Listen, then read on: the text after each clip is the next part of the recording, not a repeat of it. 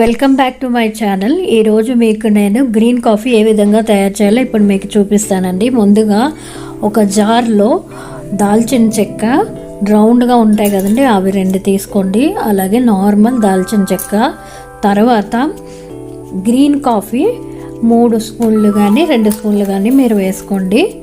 మీకు క్వాంటిటీని బట్టి యూజ్ చేయండి. ఇక్కడ నేను మాత్రం 2 స్పూన్లు యూజ్ చేశానండి.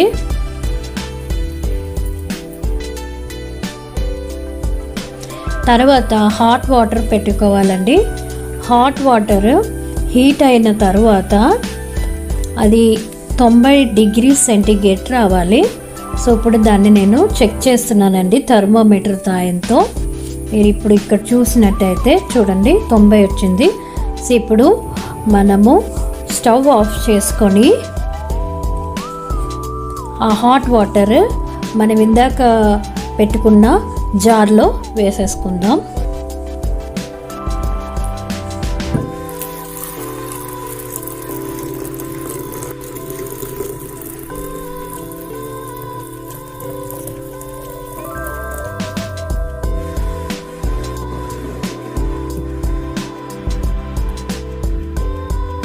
మనకి ఈ విధంగా రంగు మారుతుందండి. రంగు మారిన తర్వాత మనం దాన్ని వడబోసుకోవాలి. మనం టీ ఏ విధంగా వడబోసుకుంటామో ఆ విధంగా వడబోసుకున్న తర్వాత అది చల్లారిన తర్వాత మనకు కంప్లీట్గా చల్లారిన తర్వాత హనీ, మీ దగ్గర ఏ బ్రాండ్ అయినా హనీ తీసుకోండి. తర్వాత లెమన్ వాటర్ కూడా తీసుకొని 2 కలుపుకోవాలి.